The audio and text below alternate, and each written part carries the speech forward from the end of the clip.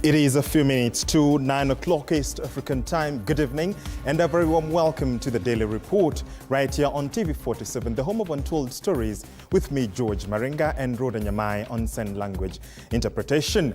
Tonight we look at matters getting the jobs right. My first guest is none other than the PS for Labour and Skills Development, the Honourable Shadrach M. Modime, CBS. He's already in the premises and we'll be discussing all that deals with jobs both locally and abroad. And of course, in the recent times, we've seen what the government has been doing in terms of getting jobs abroad for Kenyans. What questions do you have for the PS? Are you having any concerns with the agents who help you get jobs? What are your questions regarding the jobs that were promised by the Kenya Kwanza government? Have you been looking for any and you'd like any clarification from the government? PS Modime will be here to answer all your questions right here on the broadcast. We shall also be talking about the Supreme Bench ouster a little bit later on the broadcast regarding the Supreme Court judges led by the CJ and these other judges, the ouster that has been petitioned to the Judicial Service Commission. That and much more right here on TV47, where you can join us on X, formerly Twitter, at TV47 News KE, at George Maringa _. Please use the hashtag Daily Report, hashtag Power and Politics. But before then, here are the top stories making headlines tonight.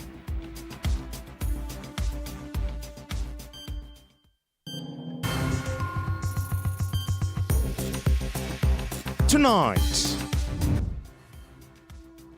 2 JKUAT students drown in a dam in Juja. Huyo mmoja kuingia akakuwa hajui kuogelea. Huyo mwingine akaenda kumsaidia. Akapata wote wanakunywa maji. Authorities ban swimming, fishing and partying following the Sunday incident. Also tonight, Raila in, Raila out of government. ODM boss Raila Odinga calls for compensation of victims of last year's demos. Mambo ya watu kutekwa nyara na kwenda kunyanyaswa, wengine kuuliwa, ni maneno ambaye watu wote wanapinga sana. But he is reportedly demanding for more space in government through the implementation of the NADCO report. Plus, political frontrunners now scramble for Gen Z vote as they prepare for 2027. If you're over 18, go register as a voter. And there's nothing unique about their voice. One man, one vote. The vote of a 100-year-old and the vote of an 18-year-old is the same. But will the youth register as voters? And Health Ministry calls for calm as samples taken to establish a mysterious disease that has been reported in South Mugirango are examined. We thank you for choosing TV47 to inform you. We're broadcasting from our headquarters in Kenya's capital, Nairobi, on our website and on terrestrial platforms. Rhoda Nyamai is our sign language interpreter tonight. My name is George Maringa. Authorities in Juja, Kiambu County, have halted swimming and fishing activities at a dam where 2 university students drowned on Sunday. Juja Deputy County Commissioner Daniel Ndege said that the area security apparatus will conduct an assessment at the Mugudha Dam before condoning the area for the activities, as Chichi Josephine now details.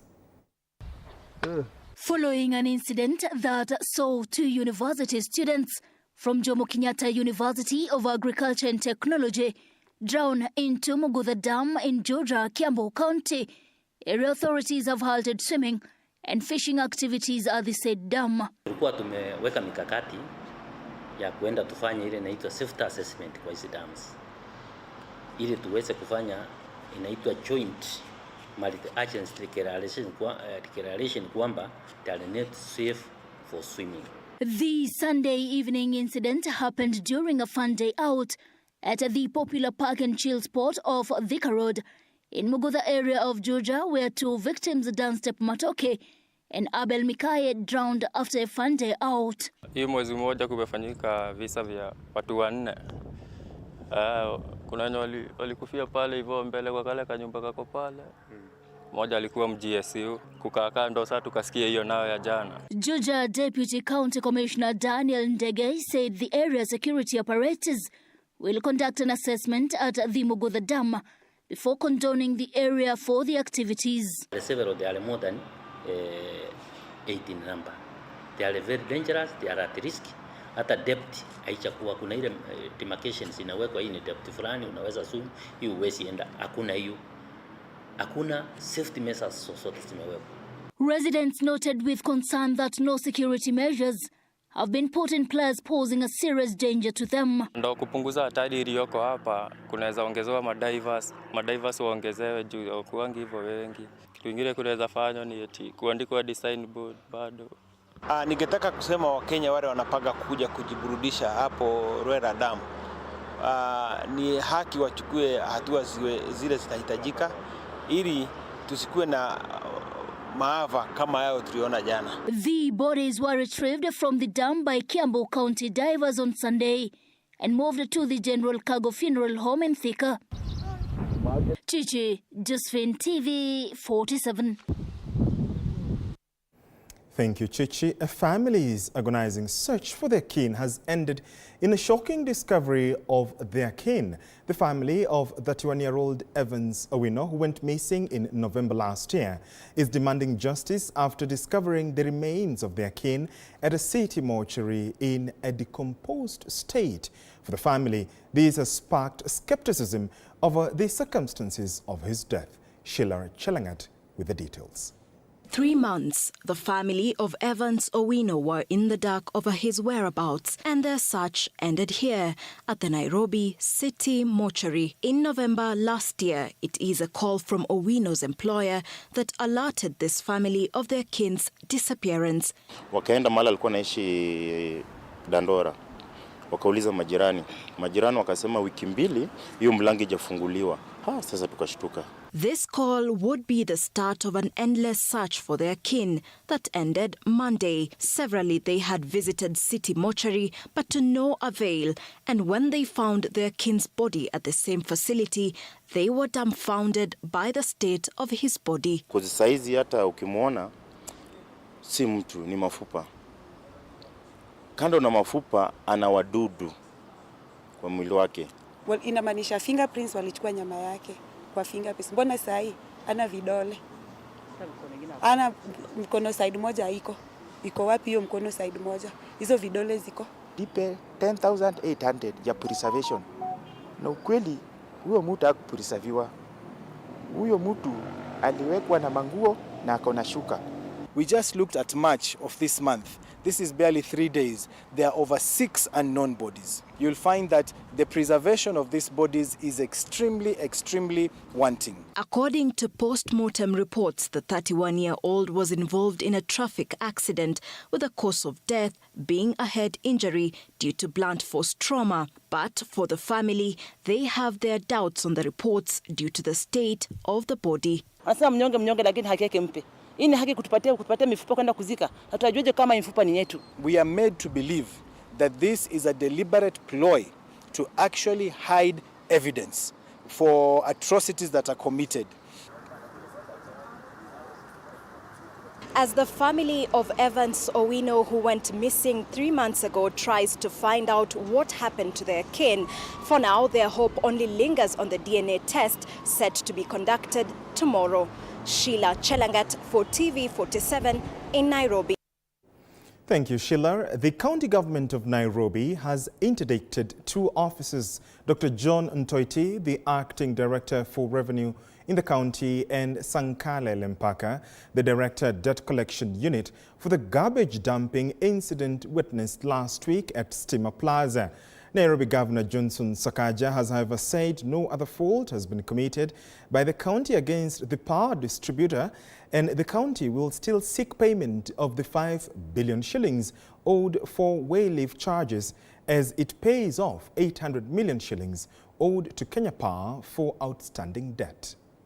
After March chest thumping, Wakiona shimo kwa barabara wanasema ni Sakaja, lakini watu walipi. Unajua si lazima ilipwe. Unasema atoe kusema nitoe dimple kwa barabara, lakini siwezi ziba na big. Nairobi Governor Johnson Sakaja has wiggled his way out of a myriad of implications raised against the county over its treatment of the power distributor Kenya Power. It was something not sanctioned, Chairman. It is something that a government does not do. You know, it was completely off. I will explain the context within which what found our people there, but the dumping of garbage was very primitive. The Departmental Committee on Administration and Security grilled the county boss, Police Inspector General Douglas Kanja, and DCI head Mohammed Amin over the week-long impasse. The committee expect you to respond to the following queries at the meeting. 1. The specific action taken by the Nairobi City County Government, rather the Nairobi County, to hold the officers responsible for the dumping incident to account to it. The other issue, the immediate measures taken by the Nairobi County, in this case the governor, to address any public health risk associated with the incident. Governor Johnson Sakaja refuted a number of implications raised, including the sewage overflow that sullied the streets of the central business district. The governor says the only illegal action by the county was the dumping of garbage, for which Dr. John Ntoiti, the acting director for revenue in the county, and Sankale Lempaka, the director debt collection unit, had been interdicted. You kept saying, how do we get rid of? People are not gotten rid of. You don't get rid of people. You don't get rid of them. We have a law that then takes them through a legal process. Our internal investigation department is mandated to look into these issues based on what the law has given to us. But the scenes witnessed in the last few weeks left very little to be desired about the management of the city. To this, the governor cried foul. To look at, was there sabotage? You know, sometimes somebody can actually say, I mean politically, can say, why don't you guys create a scene? The governor will look bad. It could be influence. It could be whatever it is. Consequently, the county boss says a solution has been reached between the two warring parties, with all debts owed between the two set to be cleared between the county head and the Cabinet Secretary for Energy, Opiyo Wandayi, as they come to an arrangement this Wednesday. Indeed, a mysterious disease in South Mugirango, Kisii County continues to raise alarm, with more people reporting to have contracted the disease. The Ministry of Health on ground has heightened the alert of this mysterious disease, urging residents to remain calm. The Ministry of Health officials are in the county on a fact-finding mission on the disease. Residents affected have presented symptoms of high fever, diarrhea and dizziness since its outbreak 3 weeks ago. Several people have been hospitalized, and preliminary findings, however, indicate chances of the disease being waterborne. Mwanzo nilianza pains mgongo, miguu, kichwa, joto. Sasa kuhara ndio imeanza. Nikapewa madawa ingine kama Frachil. Nimetumia. Bado sijaacha. Tumbo inanguruma saa hiyo mbio mpaka kwa choo. Juu analala chini, joto kali. Hawakuli chochote. Wanasikia tu tumbo, mwingine akionja hata maji kidogo anatabika. Hiyo ndio shida naona iko hapa kwangu. Sema lazima serikali iingilie ndani, iangalie, ichunguze hii ugonjwa imetoka wapi. Sababu wengi wakienda hospitali, shida yani hiyo nini signs it's the same. Lakini wakipimwa hakuna ugonjwa inaonekana. So we have already issued a circular urging the members of public to report the cases to our sub-county disease surveillance, even the county. Now, tonight, ODM boss Raila Odinga is demanding for the full implementation of the NADCO report. Odinga, who is in Kilifi for consultations, has also demanded for the compensation of the victims of last year's protests. And as Mike Kagwongo now reports, Odinga's demands come at a time there are reports of his coalition agreement with the ruling Kenya Kwanza government. After a loss at the African Union Commission and his subsequent return into the country, the former premier has put forth his bare minimums in order to continue his cooperation with President William Ruto's administration. Speaking in Kilifi Monday, the former Prime Minister asked government to fast-track implementation of issues raised in the report in efforts to ensure dignity, integrity and accountability. Kiuchumi wananchi wanaumia. Hali ya maisha, gharama ya maisha imepanda, ushuru iko juu, kupani matibabu, hii mambo ya SHA bado haijafanya kazi sawa sawa. Wako na shida. Kwa upande mwingine upande ya ugatuzi shida hii ni kwamba pesa haiji ya kutosha hapa chini. Asanteni sana.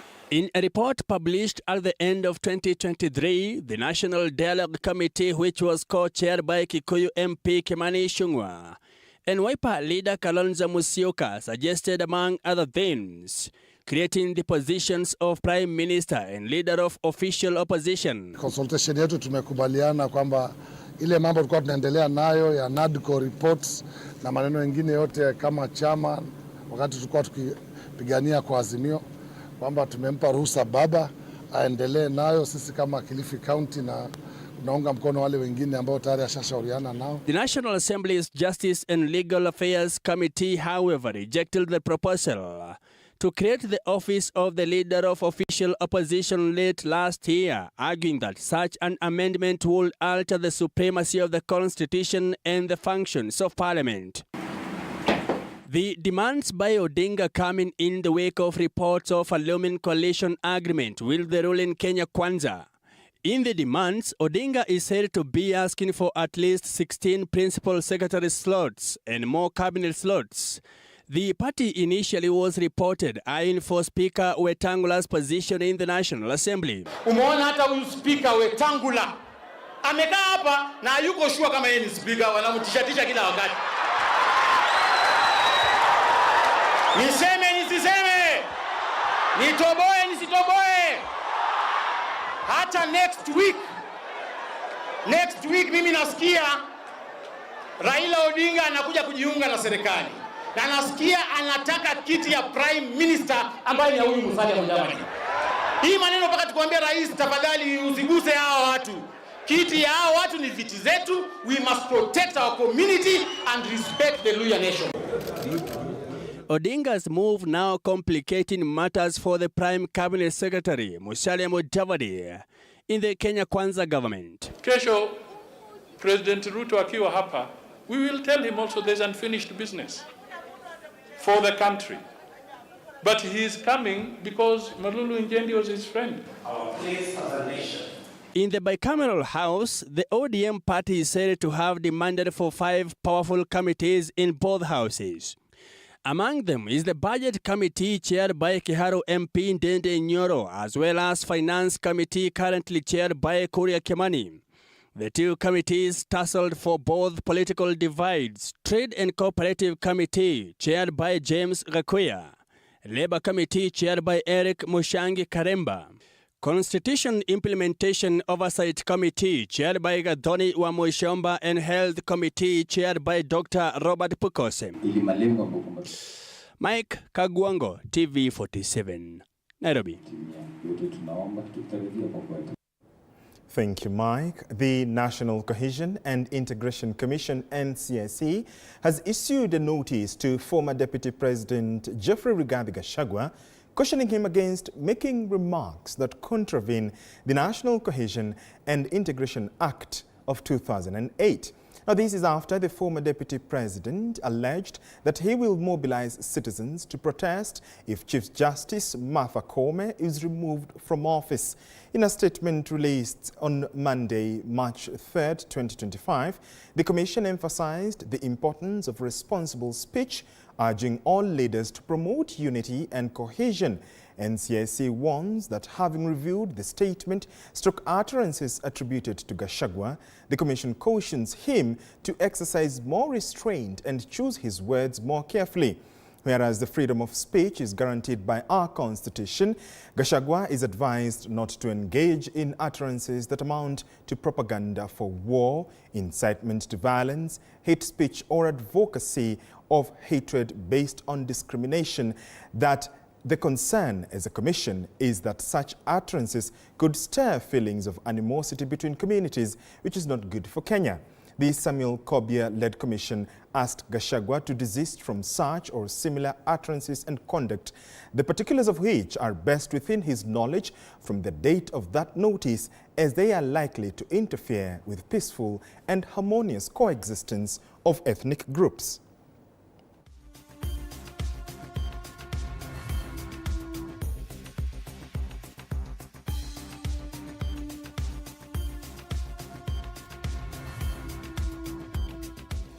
Now, Gen Z's June 25, 2024 led protest shook the very foundation of government, birthing a new age in the country's clamor for good governance. In the run-up to the next general election, the Gen Z age set, born between the late 1990s and early 2000s, has turned to be the focal focus of every political caravan, including political parties that have existed for more than a decade. Moige William reports of the ongoing scramble for the Gen Z's support or political muscles. Take a look. Some quarters may not appreciate the ripple effect of the chaotic that turned deadly scenes of June 25, 2024, when the country's youth, popularly known as Gen Z generation, brought the country to a standstill in protest against proposed government tax hikes through the Finance Bill of 2024. That Tuesday, the country lost at least 13 young protesters, according to the Doctors Association, who were killed by the police for expressing their anger at how the government had treated citizens.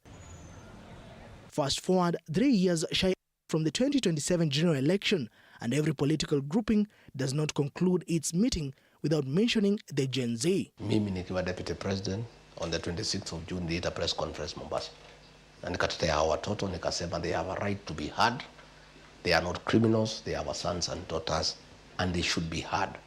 Na hiyo ndio msimamo wangu. Mimi katika chama ambaye nimeunda, Gen Z watakuwa part of it. Mother Karua spearheaded the rebranding of NARC Kenya that has been in existence for 16 years to the People Liberation Party. She admits the move was to woo the youth. We felt we needed, one, a name that speaks to the people, that you don't have to ask, what does that mean? People and liberation need no explanation. So a name that speaks to you. We needed to renew and refresh ourselves after over 16 years of existence. A section of the political class assert the presidents said during the anti-finance protest in 2024, the country's youthful generation have key role in the decision-making of the next government. You cannot ignore Gen Zs. They are here, they are in existence. And as we speak, let us also remind the national government that it is time we constituted the IEBC, because the Gen Z needed to register and make their voice heard in the coming election. Amid the scramble to onboard the support of Gen Z, some political quarters assert that there is nothing unique about them, dismissing their clamor for good governance as one that is out of touch with reality. If you're over 18, go register as a voter. And there's nothing unique about their voice. One man, one vote. The vote of a 100-year-old and the vote of an 18-year-old is the same. The vote of a rich man and the vote of a poor man is the same. Let them speak at the ballot. Gatondo South Member of Parliament, words being as they are, the Independent Electoral and Boundaries Commission has encouraged the youth to prepare for voter registration as the exercise will kick off immediately new commissioners come into office. We have many youth outside there who need to take their IDs so that they are ready when the platform is open for them to come and register. And I'm convinced that immediately the commissioners are in place, registration of voters will be prompt. Despite their large number, young people in Kenya have traditionally been excluded from political process. However, if the current developments are anything to go by, then the tides will significantly change come 2027. Moige William, TV47. Now, former Kiambu Governor Ferdinand Waititu has suffered another blow after the High Court dismissed his bail application. The High Court has dismissed an application by Waititu to be released on bond pending hearing and determination of his appeal. The High Court, through Justice Lucy Njuguna, said it was convinced that Waititu ought to be released based on his ill health. The former county boss has been in jail after the anti-corruption court found him guilty of conflict of interest and dealing with millions from Kiambu County acquired through a 588 million shillings tender. On the question of ill health, it is trite that the applicant's ill health does not constitute exceptional circumstances where medical facilities are available for prisoners and where the prison is equipped to take care of the ill health of the applicants, and where, if need arises, the prison's personnel may seek referral to other facilities outside the prison. On the question of anticipated delay in the hearing of the appeal, I am aware that the record of appeal is now ready and it is complete. It therefore means that what is remaining is the admission of the appeal, and thereafter the appeal will be given a hearing date. We all know appeals are usually disposed of by way of written submissions. This court can confirm that the diary of the court can accommodate the hearing of the appeals in under 2 months from now, meaning that the appellants will not have served a substantial part of the sentences, bearing in mind the respective sentences by each of the applicants. Having considered all the above, it is my finding that the applicants have not met the conditions for grant of bail pending appeal.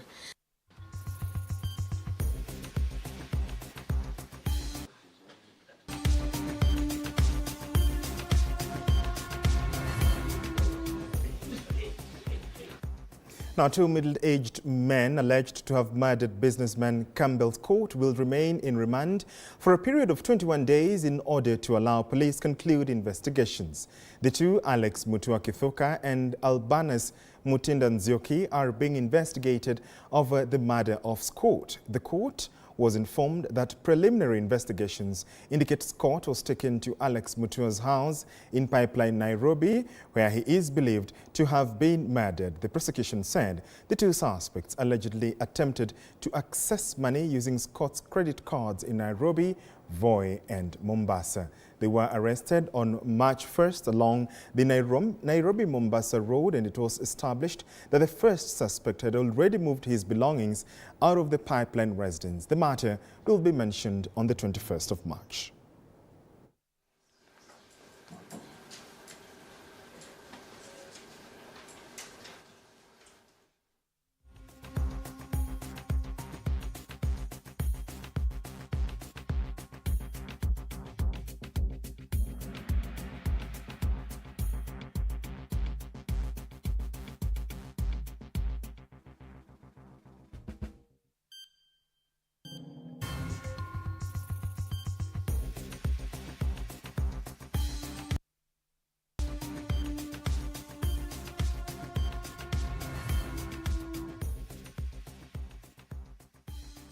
Now, the world celebrated the Wildlife Day today, themed Wildlife Conservation Finance, a shared future for wildlife and sustainable livelihoods.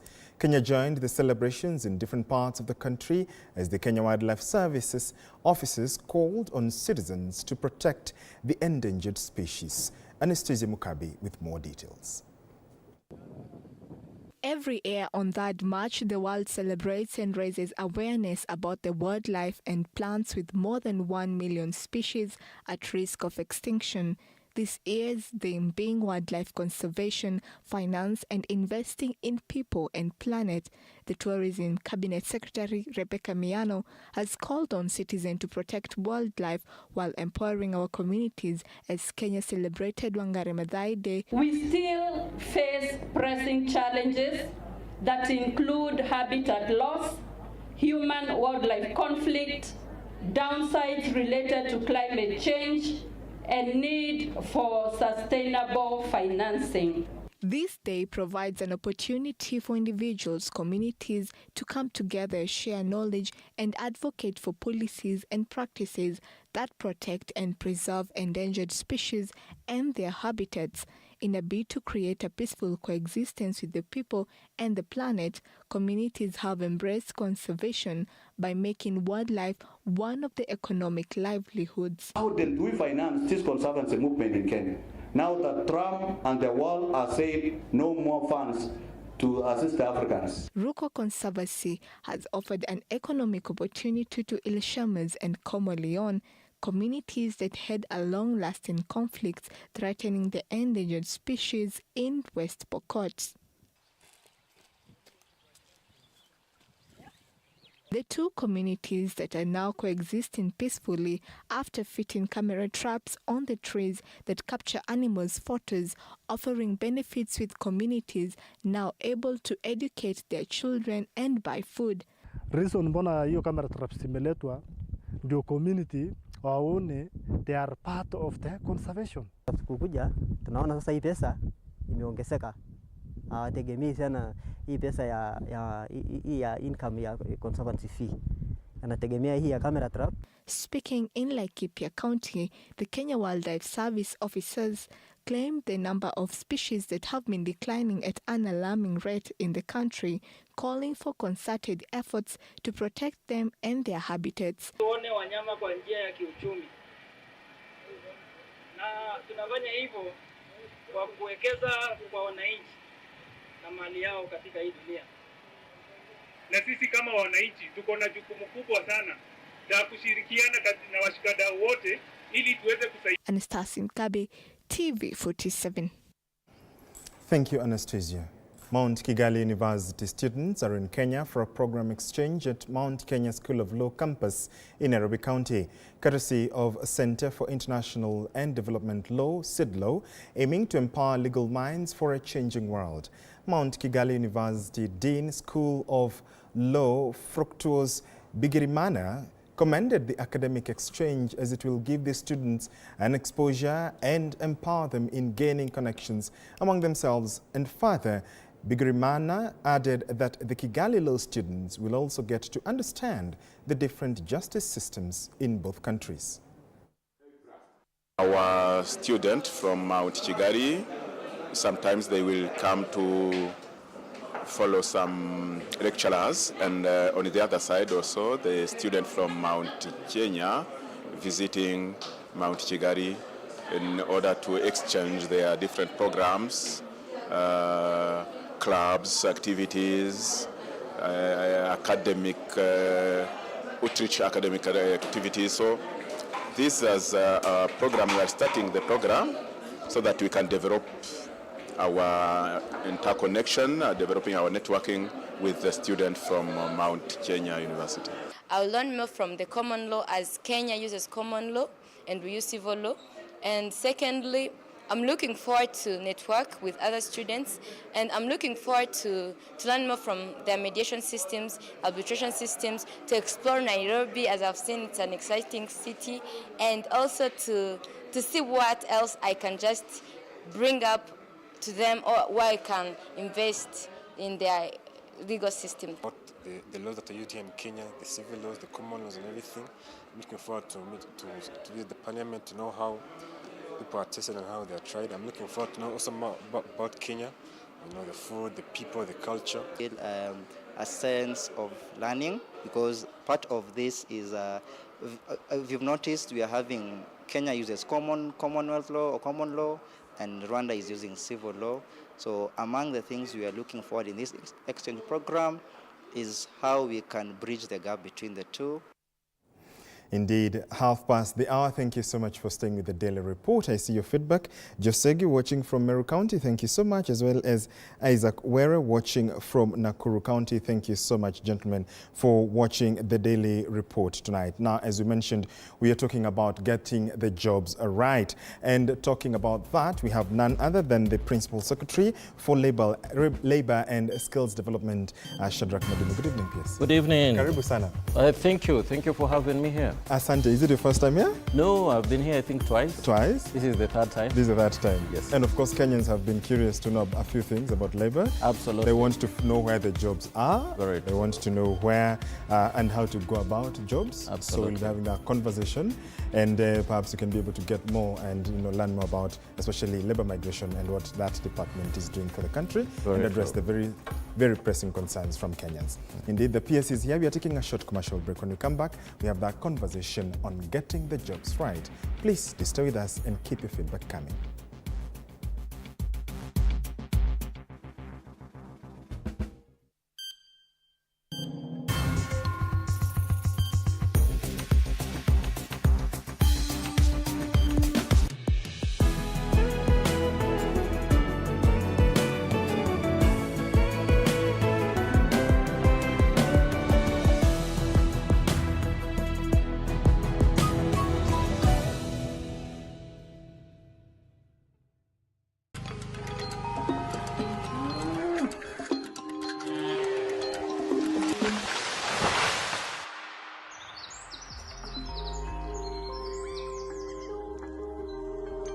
Our world is changing every day, and so should we, for the better. Each week, we tackle the big why, the question that should be on everyone's minds. Why isn't this fixed yet?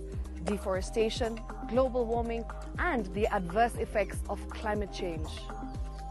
The future isn't just something that we inherit, it's something that we create. Join us on The Green Fix as we tell the stories of those who refuse to give up.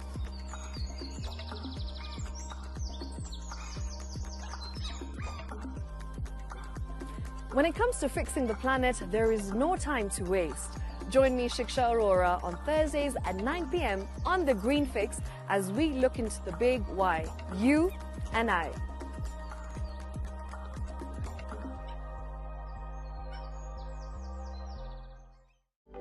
For comprehensive information and education on your health, Body Garage is here.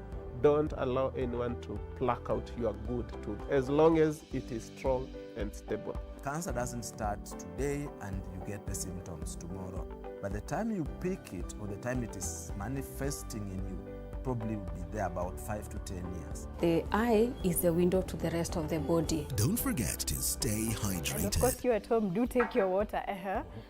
So the ultimate test is actually you check your urine. Your urine should be clear. Clear like the water? Yes. Should be able to see the other side of the urine. If your urine is colored or has changed color, you cannot see the other side, then you have not taken enough water. Don't forget regular health checkups. Early detection saves lives. I want the message be, we can prevent cervical cancer. We prevent cervical cancer in several ways. You have young girls and even somebody who's above that age, you can pay at least every 3 years. Somebody should have a pap smear done. If you are 40, 45, 50, going upward, once a year, please go see a doctor.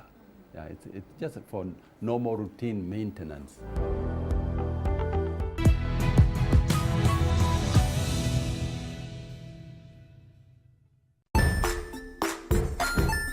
Hey there, friends. Welcome to Kids on the Block, where fun and imagination come alive.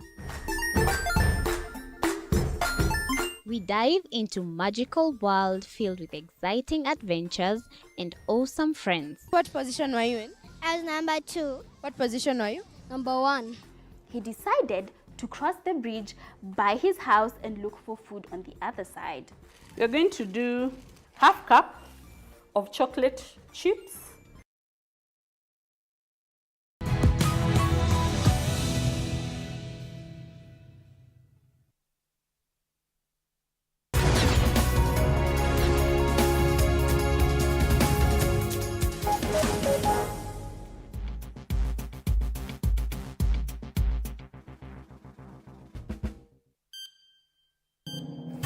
Indeed, welcome back. You're watching the Daily Report with me, George Maringa, and Rhoda Nyamai, still on sign language interpretation tonight. And we're honored to have PS for Labor and Skills Development, Shadrach Mwadime. Thank you, PS, for joining us. Thank you.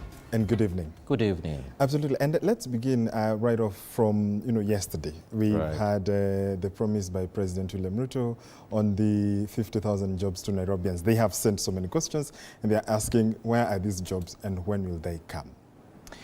Okay, so the reality is we've been scanning the international labor market to see where these jobs can be available for Kenyans. As you're well aware, we've also undertaken to sign bilateral labor agreements with a number of countries. Last year, we signed a bilateral labor agreement with Germany sometime in September. We also signed an MOU with Austria. We're intending to sign a number of MOUs also with other countries where these job opportunities are available. So it's across the board in the international labor market. Some are available within the Gulf region, some are available within the European, labor market, some are available in the Americas. It's actually across the board where we are signing bilateral labor agreements with these countries and where these job opportunities are opening up. So how soon should they, should we see this uptake of these jobs perhaps come? I know the president said it's instant, but perhaps how soon should Kenyans expect? It has been ongoing. Oh, okay. Yeah, it's not like we have put on hold everything until we sign these bilateral labor agreements. You must remember that Kenyans are extremely enterprising and hardworking. In fact, some of them have already gone ahead of us and sourced for these jobs even before we signed bilateral labor agreements with these countries. And what we are saying is, whenever these job opportunities come up, then we want Kenyans to exploit those opportunities for their own good, owing to the fact that the unemployment rate is extremely high. So you can't wait until possibly you've secured certain slots, then you start doing the recruitment. Recruitment is ongoing. It's a continuous process, So far, we've been able to take abroad for very good jobs, by the way, to the European countries and also the Middle East countries, about 200,000 Kenyans, ever since this administration was put in place. Yeah, so it's a continuous process. And even the 50,000 jobs that you've talked about, this is an ongoing process. If you go to the NIA-IMS website, the National Employment Authority Integrated Management System, you'll find that there are more than 200,000 jobs that are available, that have been uploaded by private recruitment agencies. So are the jobs available? Yes. It's just a question of ensuring that Kenyans with the requisite qualifications are able to access them in an organized way. Yeah, unlike before, where what used to happen was a bit wanting. You'll have private recruitment agencies that are not registered, that are engaged in this activity, and sometimes this ends up being human trafficking and human smuggling. But what we are trying to do now is to streamline the process so that that particular job order that has been uploaded in the NIA-IMS system, we can give a guarantee to this young Kenyan that it's a sure bet. He will or she will be able to get that job. Yeah. Bosibori asked a question. Kindly ask him why contracts stay long in their offices for guys who have secured jobs abroad, especially nurses. Contracts get to labor offices for verification only to stay 2 to 4 months, whereas the employer is waiting. This is time lost for young people ready to work. How long is this verification process? The verification is now done online. Okay. Yeah. And therefore, going digital has been of great assistance in reducing the time that is required for us to verify whether that job is genuine or not. And remember, we work very closely with the embassies abroad. So it's just a question of getting in touch with the embassy to find out whether that job is a genuine job or not, whether that employer is real, that particular employer, the contract that he has given, whether it is a true contract or not. Once we verify that, then we'll allow that young Kenyan to then go abroad and take up that opportunity. But appears they feel like this is taking long for us, for a community, for a youth population that, is eager to take up these jobs, the 2 to 4 months. And actually, she adds that she knows guys who got contracts for island jobs as nurses, but still at Kenya Labour offices since the end of January 2025. We are in March.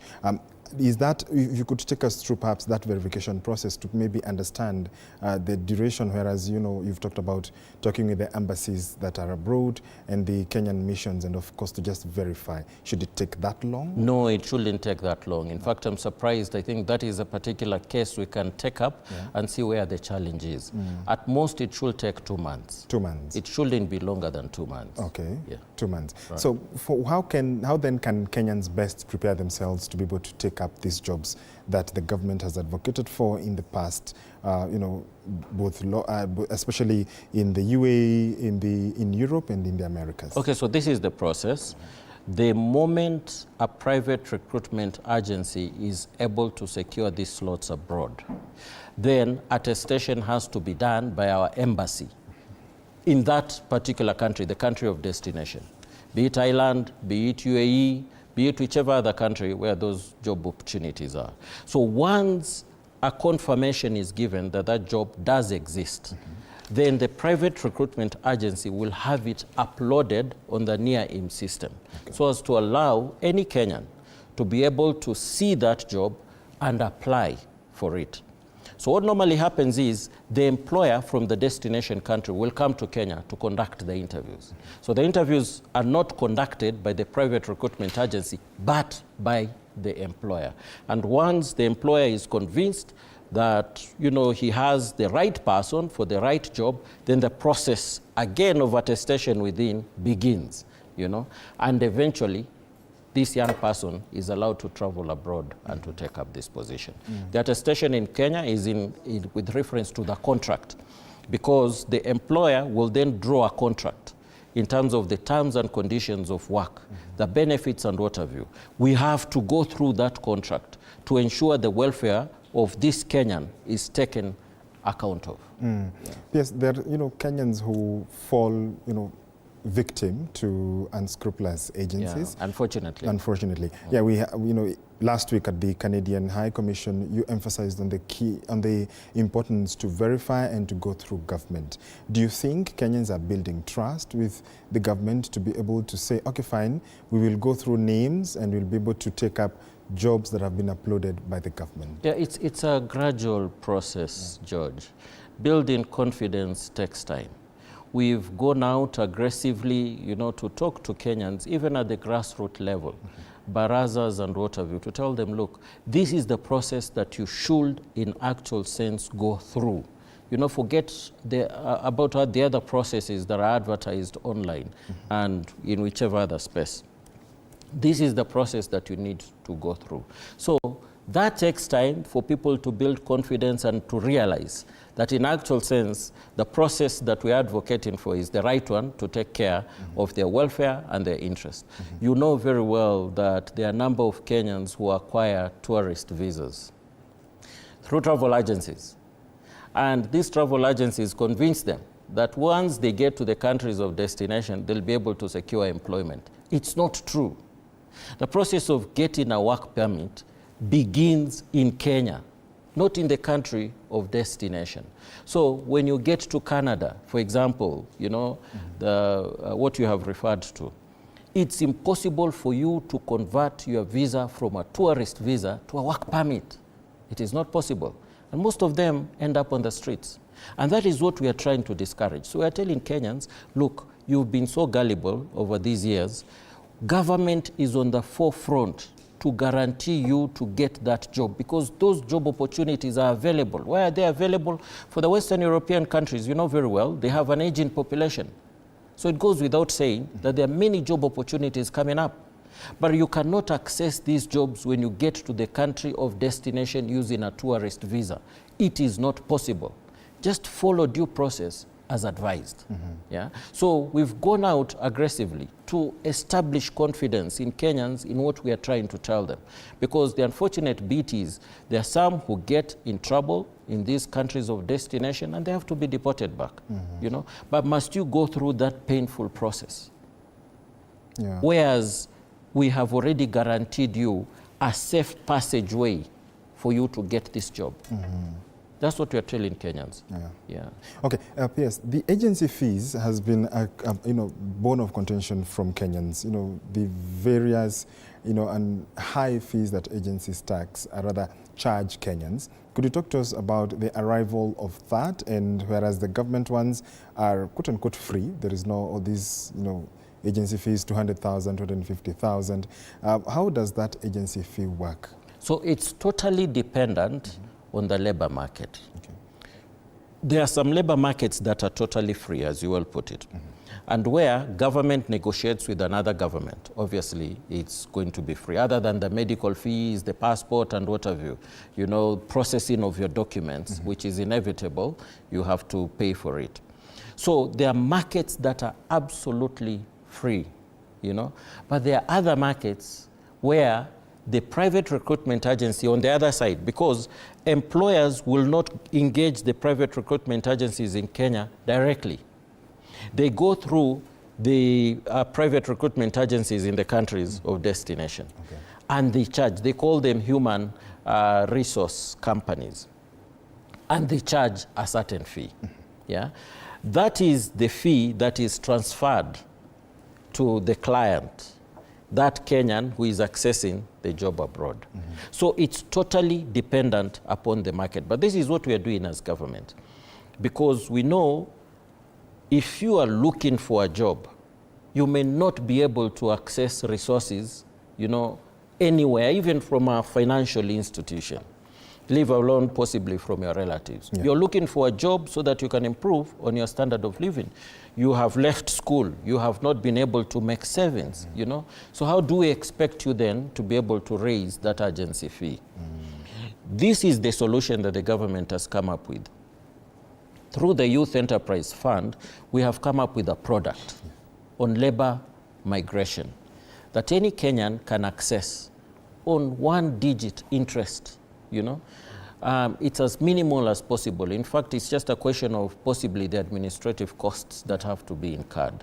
So we ask this Kenyan then to access this product, get the amount that is required, pay what is mandatory for one to pay, and access the job abroad. And since these are well-paying jobs, on the minimum, for example, in the maritime world, the minimum is $1,000. Yeah, and I'm talking of cruise ships, I'm talking of what seafarers, those we call ratings. The other jobs that are available, the minimum is usually 50 to 60,000. Yeah, if you're able to spread the repayment for about a year, you will pay something minimal and be able to clear it, and at the same time now start making your savings, because the whole idea is to push Kenyans to go out there, earn as much as they can, and make savings. Because as you know, George, savings equals investments. Yes. We want Kenyans to go and make savings and come and invest back home. Yes, yes. There is the issue of, labor, migrant worker exploitation. How is the government working to ensure that concerns that Kenyans raise abroad? We've seen the Myanmar situation. We've seen, the UAE, which has, of course, over the years been, quite a hotspot for Kenyans who have been exploited. Where can Kenyans go to, and what is even the process to perhaps report or to even avert such incidents? Okay, so the Myanmar situation has come about as a result of Kenyans being conned. Because even our embassy in Thailand has come out forthrightly to say, hey, look, some of these jobs that you're accessing online are not genuine. And that is the reason why we are saying any Kenyan who wants to gain employment in the international labor market must access the NIAIMS. It is a must, because those are the jobs we have verified to be true. Forget about the online jobs, that are advertised on social media continuously. They should counter-check, either with NIAIMS, or if not with NIAIMS, then even with our embassies abroad. because the contacts for embassies abroad are there in their websites, Ministry of Foreign Affairs. So you can as well verify and find out whether that job is genuine or not. So it's unfortunate what has happened in Myanmar. And that's the reason why I've come out, very strongly to advise Kenyans to avoid certain markets, unless they confirm with us whether those jobs are there or not. Now, any Kenyan finding himself or herself in trouble can, number one, access our embassies. We've been very emphatic. This Kenya Kwanza administration has been very emphatic that our embassies are to serve Kenyans on two areas. In terms of looking for market for their products in the international, market, and also getting job opportunities for Kenyans. So they know that that is a mandate we have given them, and we are very, very emphatic with the fact that any Kenyan who finds himself in trouble, who is not served as required, and we get these complaints, Ministry of Foreign Affairs headquarters will take action, So we've gone out aggressively to tell them that they can access the embassies. But we are also deploying labor attaches.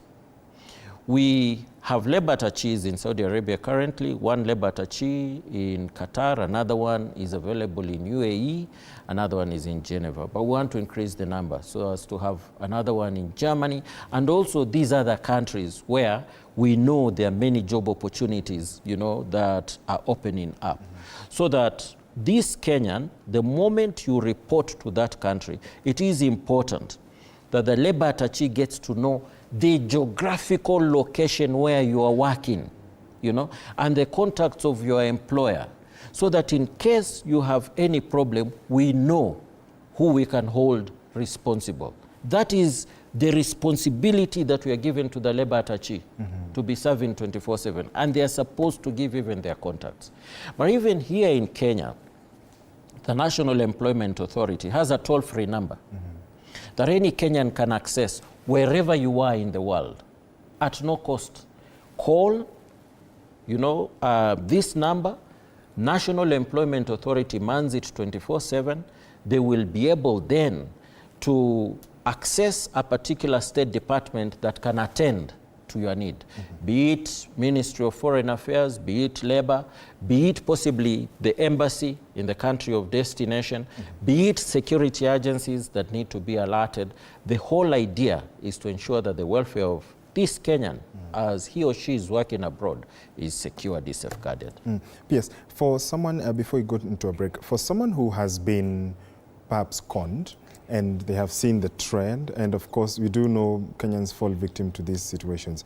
How then would one be able to know which agency, for instance, is a con? And two, have you been able to arrest, bring to book those who have orchestrated these vices against Kenyans? Okay, so to begin with, if you go to the National Employment Authority website, we have a list of all registered private recruitment agency whose status is okay.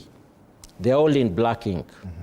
We also have a list of those whose status is wanting. They're in red.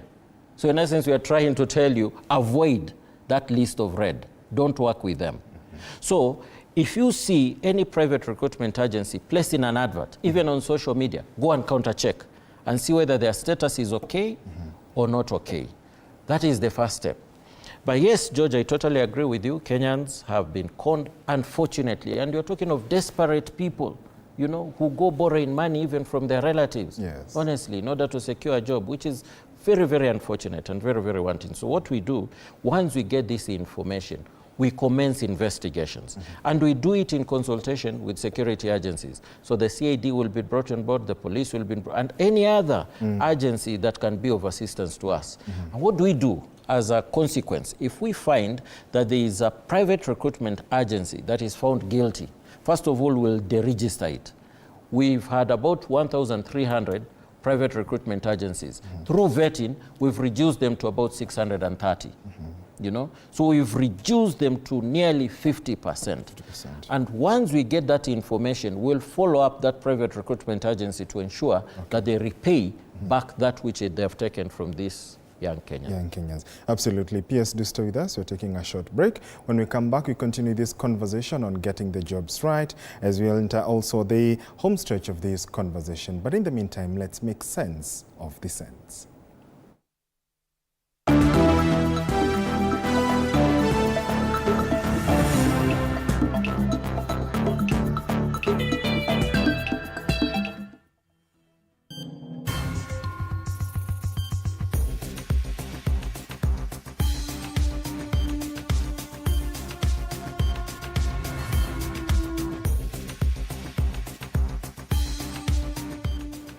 Now, local LPG distributors have doubled the number of cylinders in a span of 7 years as consumers opt for clean energy for cooking.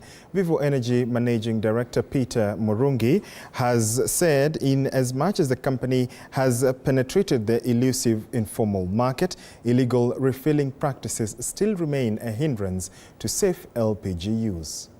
LPG business, over 80% is used for cooking in a household, and this household do not have really the capacity to understand how to handle explosive products. So to give them that cylinder packaged with the gas, you have to make sure it has all the safety requirements that can be handled under any particular environment. And that's what AfriGas has stood for over 70 years. And in that journey, it has been an improvement to make sure that even if there are failures on the consumer side, AfriGas is still able to avoid a catastrophic ending if it is being used. So, in managing our business, all our products that we already have, and how do you get them to the end consumer? So this is the place that we will do the selling skills. This is the place that you tell them what are the do's and the don'ts when you come to handling a product like LPG, which is normally seen as a very sensitive product in the homes. So we have to ensure that they handle that product from end to end and ensure it's all safely handled. Now, lawyer Apollo Mboya has requested access to information over the contested East Africa Portland Cement Managing Director Board resolve within 48 hours, lest they take legal action against the state entity.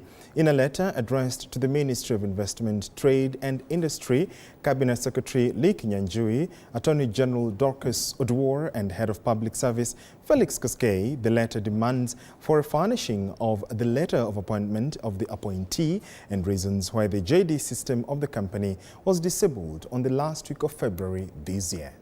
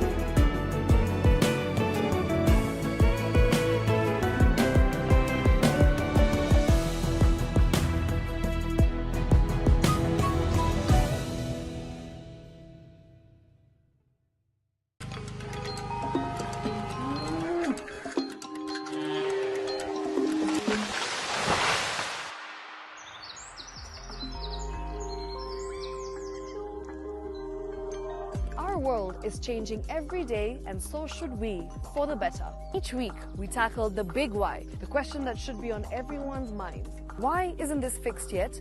Deforestation, global warming, and the adverse effects of climate change. The future isn't just something that we inherit, it's something that we create. Join us on The Green Fix as we tell the stories of those who refuse to give up.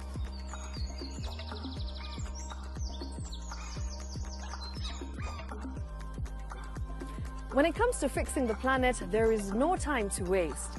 Join me, Shiksha Arora, on Thursdays at 9 p.m. on The Green Fix as we look into the big why, you and I.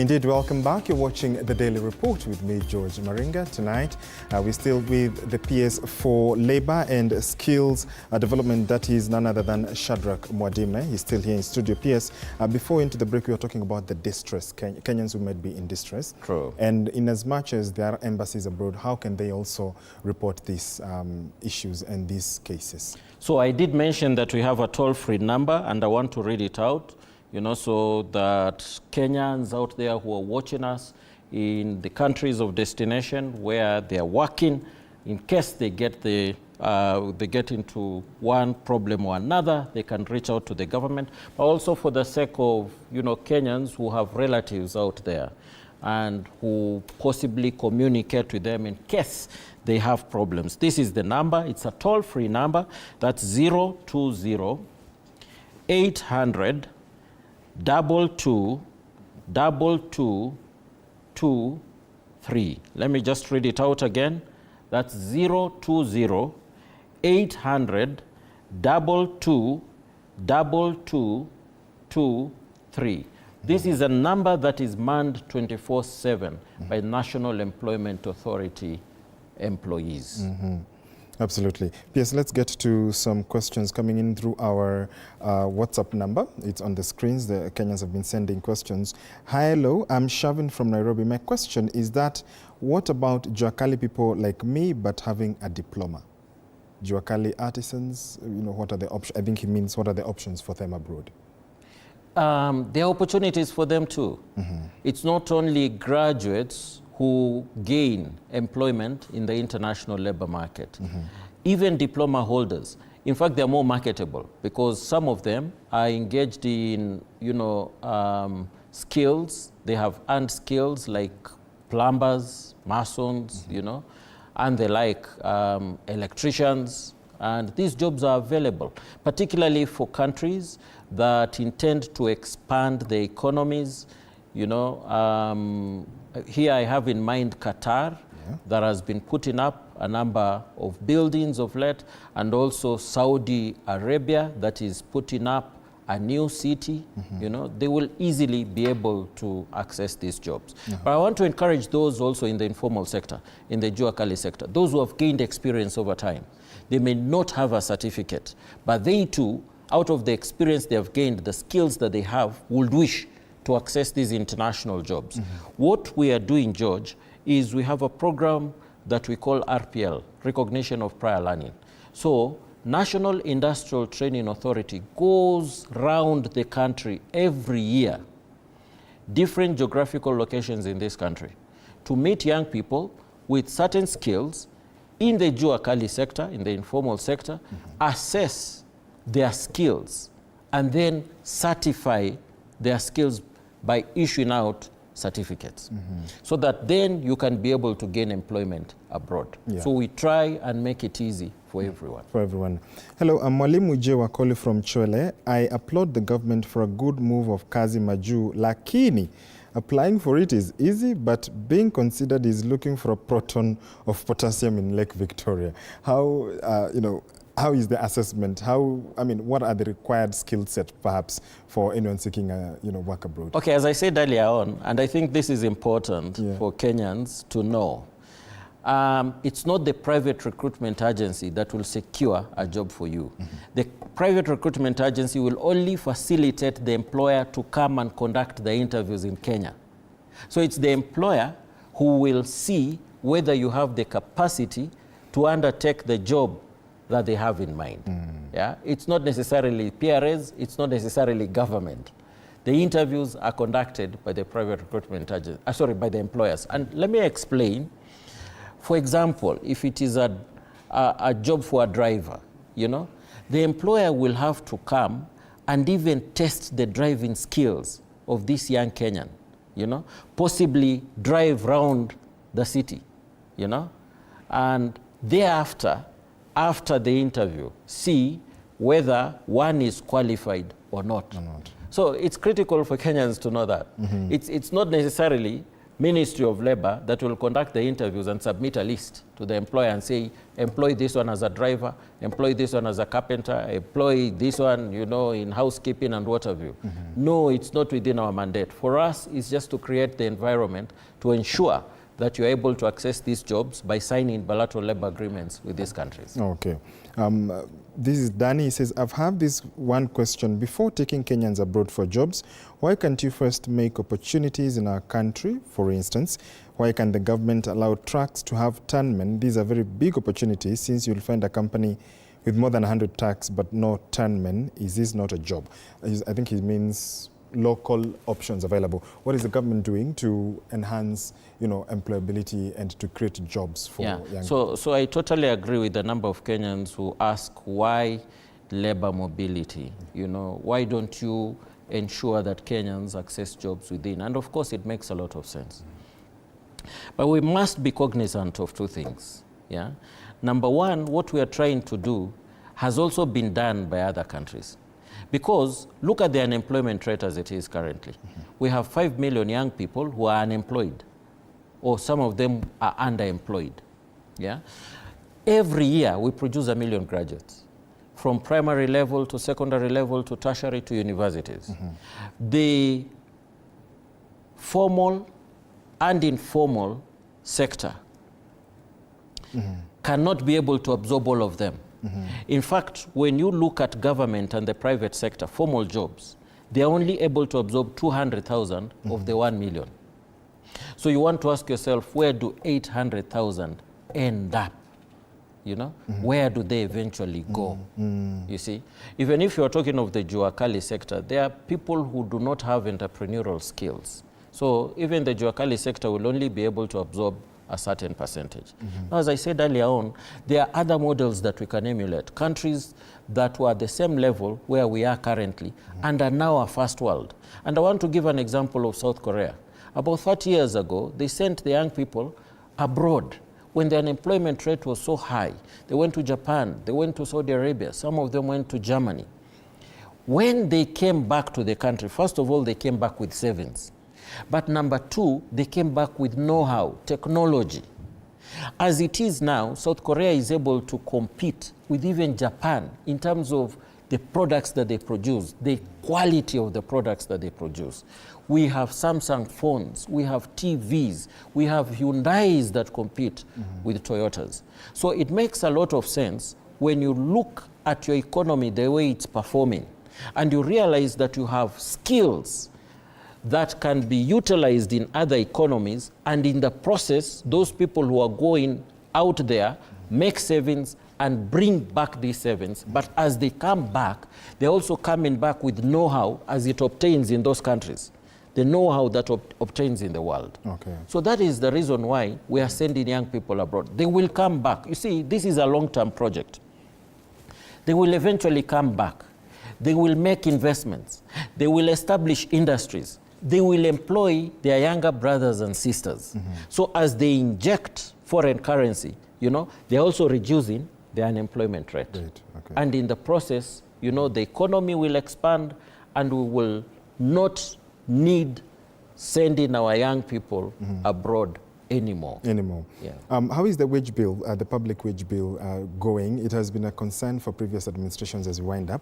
How is this Kenya Kwanza administration managing the public wage bill? It's obviously high, but economists will tell you that it has to be looked at from two perspectives, you know, because as government employees, these same Kenyans are the ones who will spend within the economy, you know, so the money will circulate within.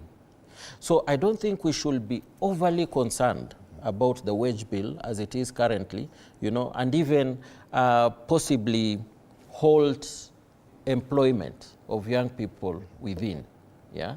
Because as money is pumped into the economy, you know, as these young people spend this money, it will circulate within and make the economy expand. However, I know there's a limit. Yes. Because you can only spend, you know, a certain percentage on recurrent, and the rest of the percentage has to be utilized in development. So I know it's lopsided as it is now, because it's 30% development and 70% recurrent.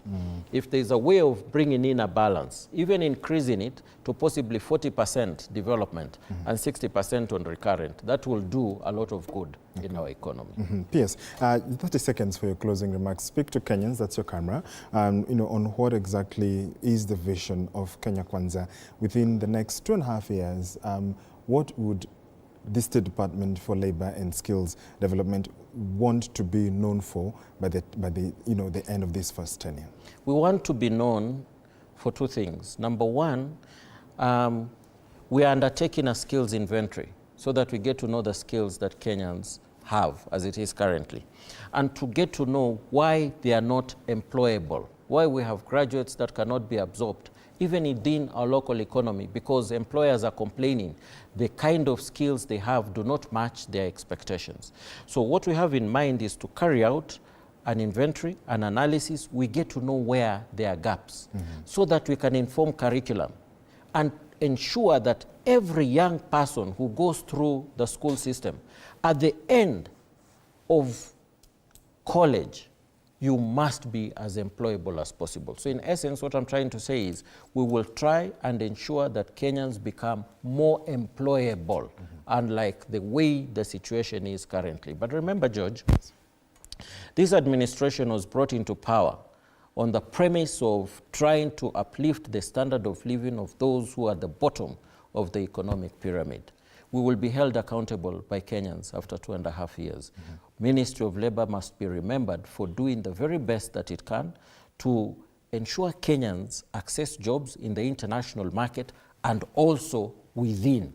And that is the reason why we are coming up with a number of strategies and policies that we've put in place, like the National Strategy on Skills Development, that will inform curriculum and make Kenyans as employable as possible. Indeed, absolutely. Thank you so much. We've been speaking to P.S. Shadrach Mwadime, the Principal Secretary for Labor and Skills Development in the Republic. Thank you so much, P.S., for speaking to us, and we look forward to having a conversation next time. Thank you. Have a good night. Good night, George. Brilliant. And we want to take another short break. When we come back, more is on sports. And in fact, let's just get sporty, where the Football Kenya Federation, led by President Hussein Mohamed, earlier today unveiled the new Harambee Stars head coach, Benny McCarthy, who is set to be in charge of the national team.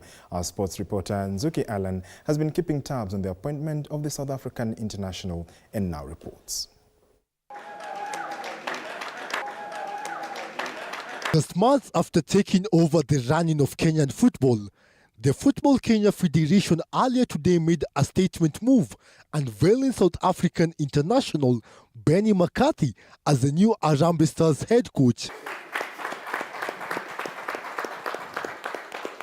The Cape Town-born coach has signed a 2-year contract and is set to be on the touchline later this month when Kenya take on Gambia in a crucial World Cup qualifier match, as he aims to make history by qualifying for the World Cup. We want to win every point that's available to us. We will work hard. I'm not saying it's easy, but it's also not impossible, to win, because the quality of the players that we have have to have a positive mindset, because if we start thinking that we can't beat Ivory Coast or this problem, no, we have to be really positive, and the players must see that the coaches that they're bringing in are winners, that they want to win every game. The Champions League winner has vowed to give opportunities to young talents as he aims to take the Harambee Stars into the next level. You're good enough, you're old enough. I don't care if it's a 15-year-old player. If he's good enough and he can handle himself in the men's game, then he should play. I don't see why we should hold young players back. So I'm a coach very open to giving young players an opportunity when they deserve it.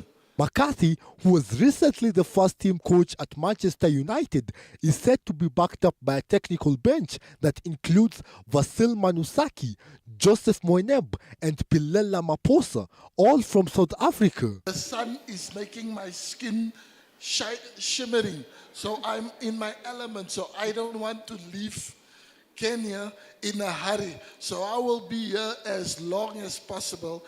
FKF President Hussein Mohamed believes that McCarthy is the right man to lead the Kenyan national soccer team into greater heights. We believed very strongly as a team that he's the right person for this job. He's competent enough, he has a proven track record. Ni mtu ambaye amejionyesha over the years ya kwamba amejitolea kufanya kazi katika zile klabu ambazo amewakilisha hapo awali. Kenyan football legends alongside various football stakeholders are also excited with the appointment of the South African international. Benny McCarthy brings a lot of experience, he brings a lot of expertise, he brings a lot of motivation. As you can see, he's already pumped up, he's ready to be on the field. And with that, Benny McCarthy is officially the Harambee Stars head coach. However, the big question remains, will he take Kenya's football to the next level, or will he crumble to the toxic Kenyan football culture? Zuki Allen for TV47 Sports. Thank you, Nzuki, for that report. Rugby on the road and Embakasi community are the Bingo Fest Nairobi Region Rugby champions after emerging victorious in an event held at the Nairobi Polo Club grounds. Rugby on the road beat Homeboys 7-0 in the men's final as Embakasi community got the better of Dagoretti community, seeing them off 26-7 in the thrilling women's final to book their slot in the national finals set for the women's football final. Embakasi South Ladies edged out TUK Ravens by a solitary goal courtesy of Elizabeth Kisa in the 21st minute as Landimawe Ladies beat Kayole Starlets B 2-0 to claim the third spot.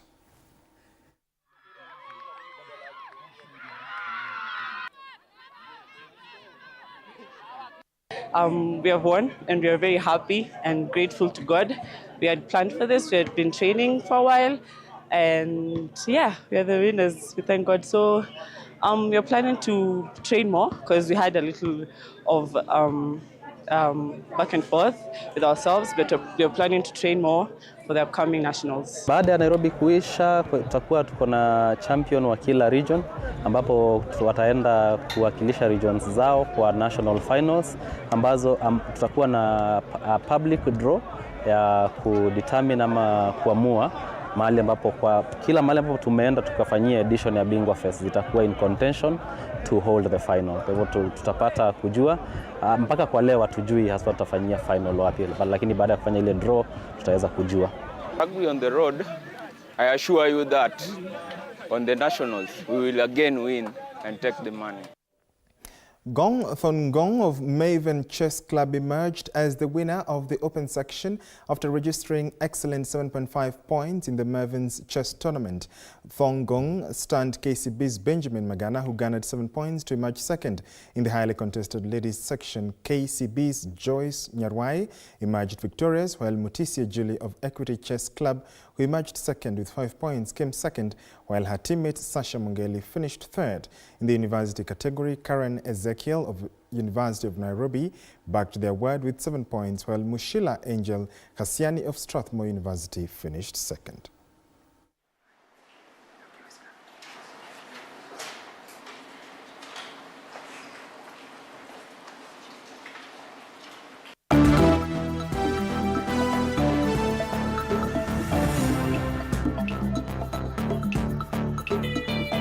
Sports News brought to you by Maybets.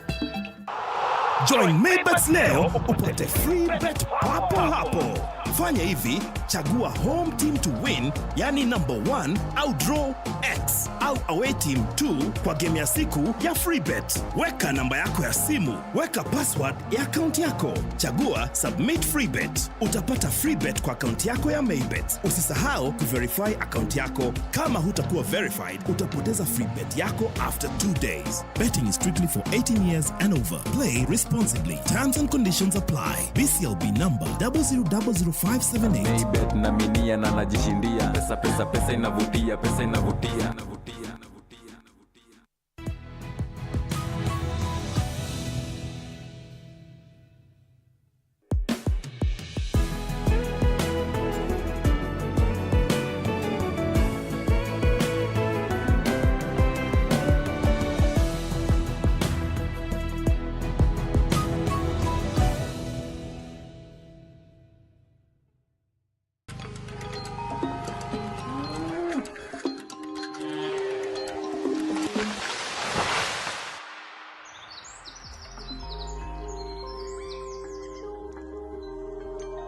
Our world is changing every day, and so should we, for the better. Each week, we tackle the big why, the question that should be on everyone's minds. Why isn't this fixed yet? Deforestation, global warming, and the adverse effects of climate change. The future isn't just something that we inherit, it's something that we create. Join us on The Green Fix as we tell the stories of those who refuse to give up.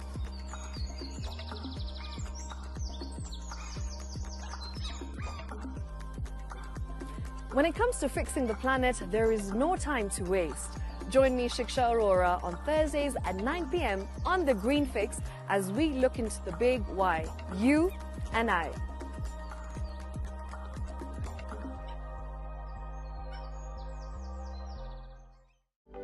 For comprehensive information and education on your health, Body Garage is here. Don't allow anyone to pluck out your good tooth, as long as it is strong and stable. Cancer doesn't start today and you get the symptoms tomorrow. By the time you pick it or the time it is manifesting in you, probably will be there about 5 to 10 years. The eye is the window to the rest of the body. Don't forget to stay hydrated. And of course, you at home do take your water. So the ultimate test is actually you check your urine. Your urine should be clear. Clear like the water? Yes. Should be able to see the other side of the urine. If your urine is colored or has changed color, you cannot see the other side, then you have not taken enough water. Don't forget regular health checkups. Early detection saves lives. I want the message be, we can prevent cervical cancer. We prevent cervical cancer in several ways. You have young girls and even somebody who's above that age, you can pay at least every 3 years. Somebody should have a pap smear done. If you are 40, 45, 50 going upwards, once a year, please go see a doctor. Yeah, it's just for normal routine maintenance.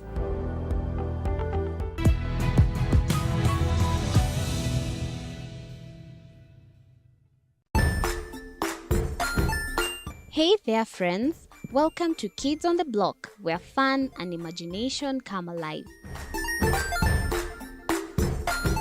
We dive into magical world filled with exciting adventures and awesome friends. What position were you in? I was number 2. What position were you? Number 1. He decided to cross the bridge by his house and look for food on the other side. We're going to do half cup of chocolate chips, and the other one, we're going to do half cup of the blueberries. So, grab your imagination hats and get ready to explore with us. Join us every Saturday at 9 a.m. for new friends, amazing stories, and tons of laughter. Jiunge nasi tunapoangazia safari za viongozi bora.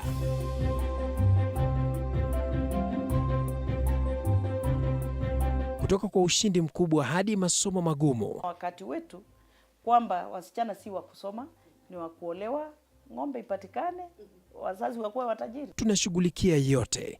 I wish I were a better investor. My parents taught me how to look for things for myself. Tazama Mfahamu Kiongozi, ambapo kila kipindi kimejaa maarifa, mikakati na hadithi za kukuza azma yako. For me to succeed, I have to fight. Kila Alhamisi saa 1:30.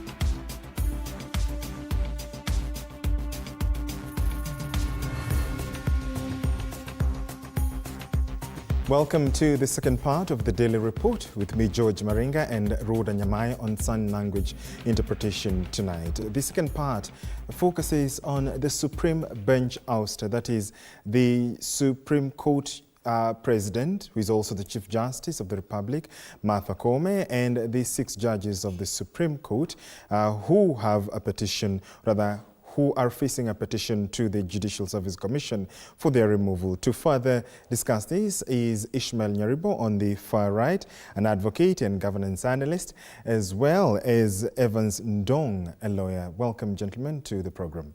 Thank you, Judge. Asante sana. Brilliant. And I'll begin with you, Ishmael. The Constitution of Kenya, of course, provides for the removal of a senior judge and also for the Chief Justice, Article 168, and and the articles that follow later. Of what importance, or how come this is coming, in 2025? Are you picking political instigation? Are you picking legal merit? Does it have any locus standi? Thank you, Maringa, for this invitation, and we are meeting here now, yes. And it's really exciting to actually get you to host me. And it feels good. Mm-hmm. Now, about this question of judges, a judge to be removed, the major grounds will be things like if he misbehaves, mm-hmm. or she misbehaves, she misconducts herself.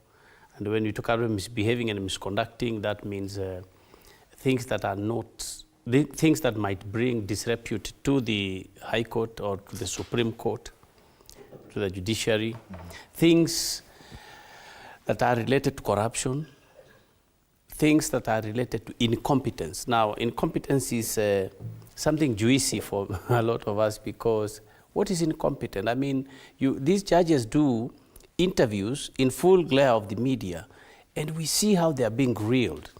And when you look at people like Martha Koome, the Chief Justice, she's been an ardent advocate, practicing in private practice.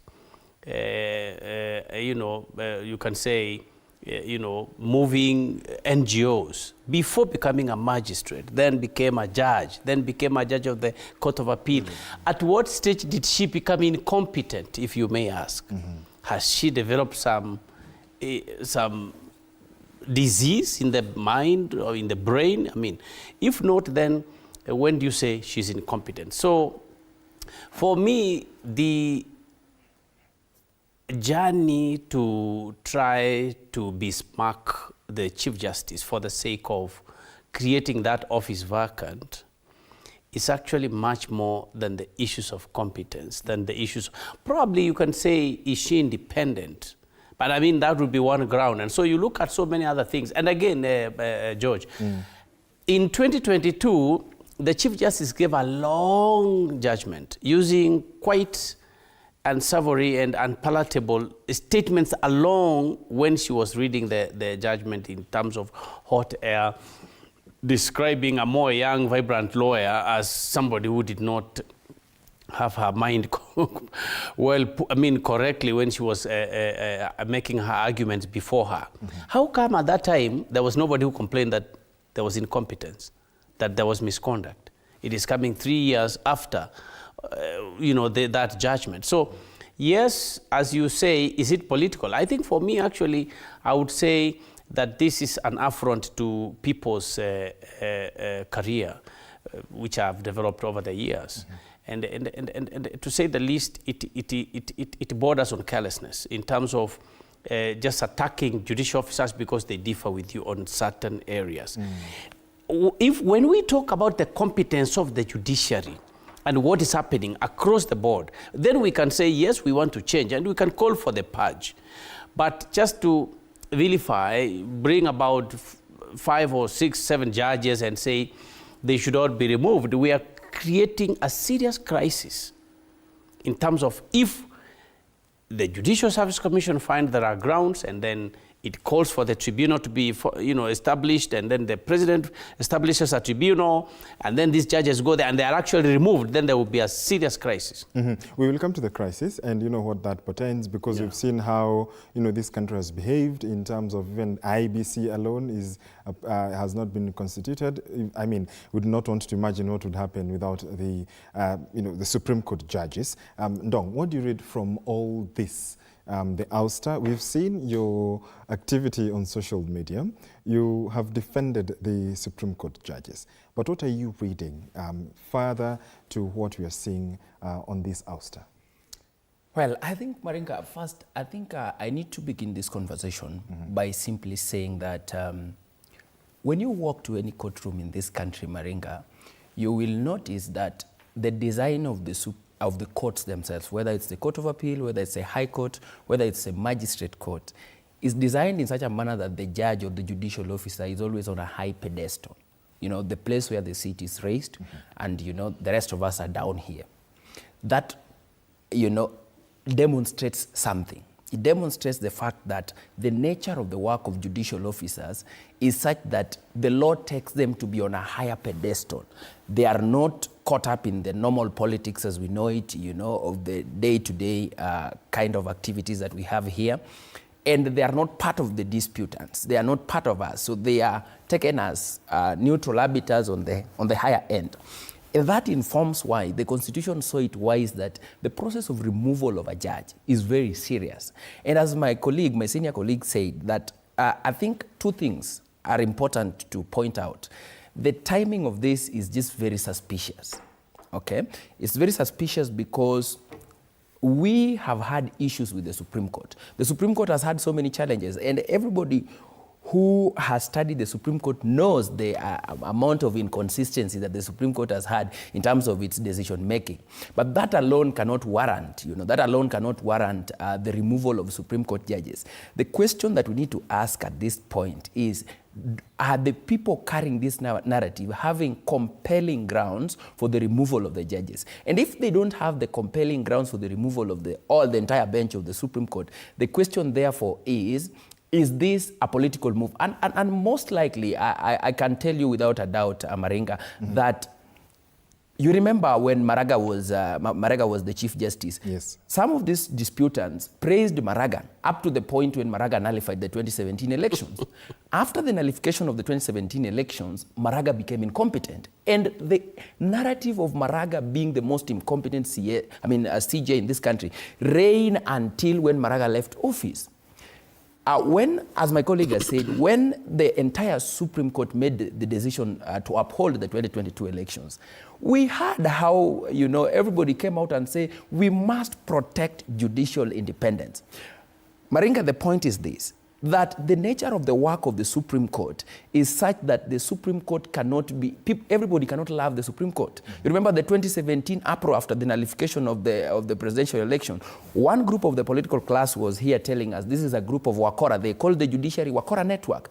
In 2022, when the Supreme Court upheld the decision, of the presidential elections, the very same people came out and told us we must protect judicial independence. Judiciary is the only arm that has remained in protecting our right as a people. Today, we are being told that 3 years or so, 4 years down the line of the CJ as being the CJ, the entire Supreme Court and the bench needs to go. And my problem is this. My problem is that when you look at the grievances of all the petitions that have been raised, none of those petitions raises a question on the conduct of the judges. They simply question the merit of their decisions. And that is where the problem begins. And I think, you talk about merit, by the way, and then the independence of the judge. You know, what is independence? Independence means you are working within the principles of law, legal principles when it comes to interpreting what is law and what is fair in the way in which the facts have been brought to you. And you could be unfair, by the way, if somebody else, some priest was sitting somewhere and judging how you are deciding the case. But according to the facts brought before you, are you fair? Fair means, are you giving each person the right to address you? Are you giving everyone sufficient time to address you? So, but you asked a question, Maringa, and we should not lose sight of that. Is this politically instigated or otherwise? To be honest, I think it is hate campaign. Even before we go to politically instigated, it's just hate campaign. Somebody tells you, you cannot come and address us in this court. And I believe that is one of the worst decisions the Supreme Court can ever make, to stop an advocate from appearing before it, because that is why we are sworn in. We are sworn into practice. I think one judge or two can recuse themselves, can say, I cannot hear you, because for some reason, and you have to state the reasons, because one of the duties of a judge is to sit. When you agree to be appointed as a judge, you must sit. Once the JSC has nominated you to the president and president, you know, appoints you as a judge, you must sit. It is the duty you have. So in this particular, you know, scenario, I think it is more of hate. And this is about professional jealous, you know, I don't know whether I call it technical hate. Someone just dislikes you and they become so much enraged, you know. In Kisi there is this frog, you call it ogoto, you know. Ogoto is just something that in a vimba too, and then you feel so awkward about a person and you use English and semantics now to describe that person. It is not true that all the judges are incompetent, let's be honest. I mean, these are brilliant minds that we have praised for the longest time. When they were deciding the BBI, you did not call them incompetent. When they decided the 2022 general elections, you did not call them incompetent. Then they make a blunder, and this is, we call it judicial error. You know, they have not judiciously treated Ahmed Nasir, for example. They have simply told him, we cannot hear you. They've in fact written a note. They did not even subject him to address them.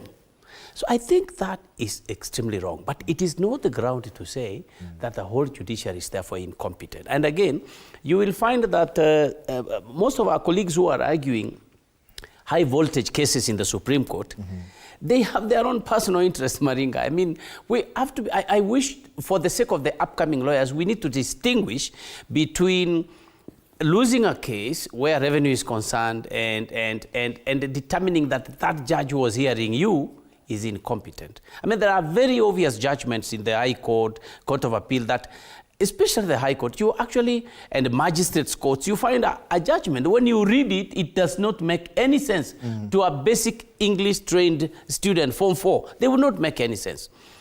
That, again, is a ground to remove a judge because decisions must be sound and based on sound reasoning. Okay.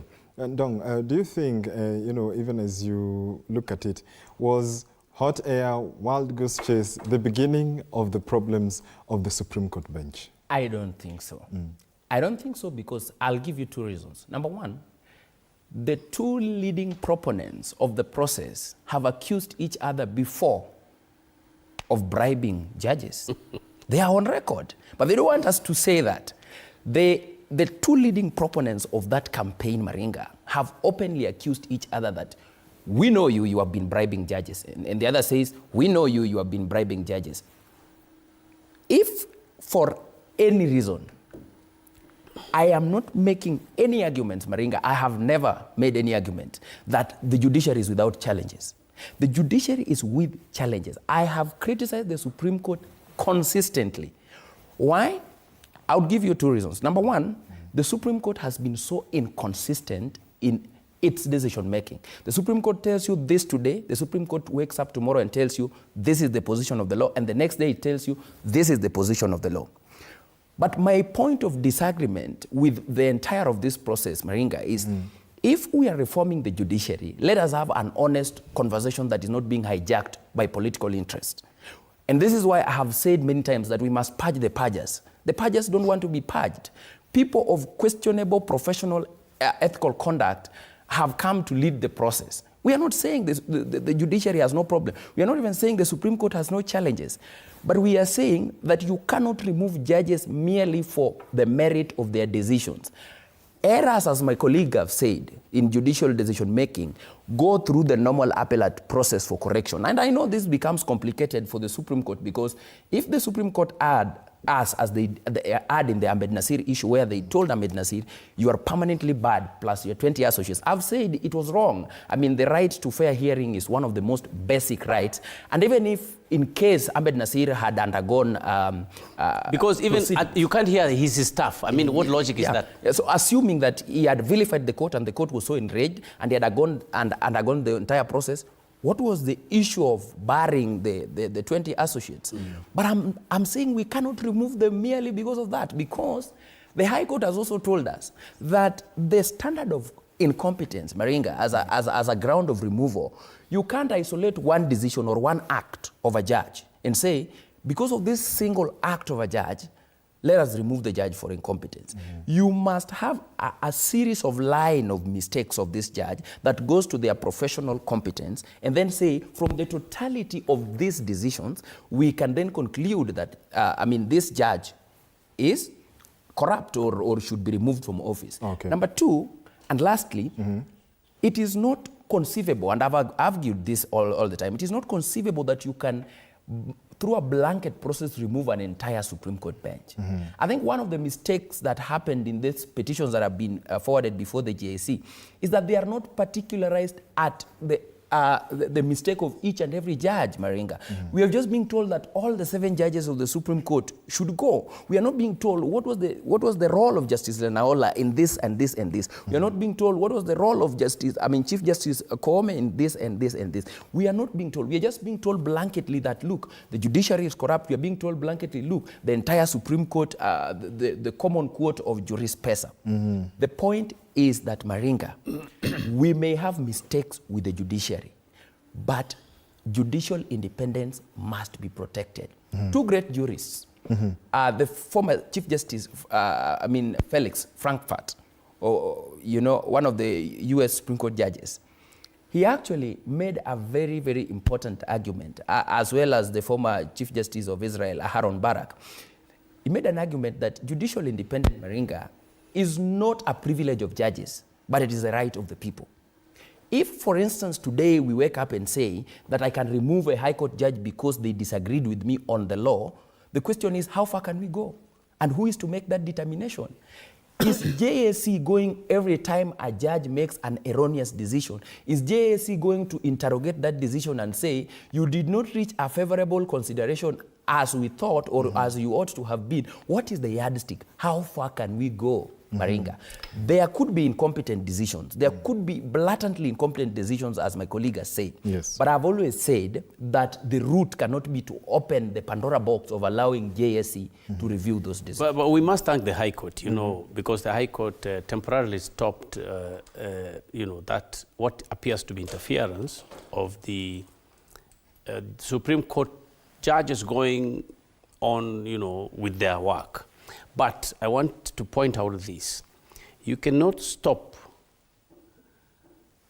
an employer from making an ordinary inquiry of what he's mandated to do under the Constitution. And I think this order will be lifted as soon as possible, so that the Judicial Service Commission can go forward and inquire. You see, Judicial Service Commission is the beginning of just an inquiry. So I think it is not lawful or constitutional, if I may say, to stop the JSC from actually exercising its daily work. They've got, if somebody brings a petition to them, they've got to listen. What is it? Then in case the JSC purports to find that these petitions have merit, then the High Court can come in and block the appointment of a tribunal. The reason being, the process of the JSC inquiring, you may actually find that they have always dismissed a lot of petitions because they don't have water. So, Maringa, now, what about what my brother here, Mr. Ndong, is arguing about? One judge says this and another one says this. The same bench in the Supreme Court today says this, and tomorrow it says the other thing. So what is the stop to this? In my view, I've always argued that this discretion and independence of the judiciary should be tamed by some form of serious rules, serious standards, which everybody should meet. So that it is not left to your discretion. I mean, Kenya is so now educated. Many people know what they want in courts.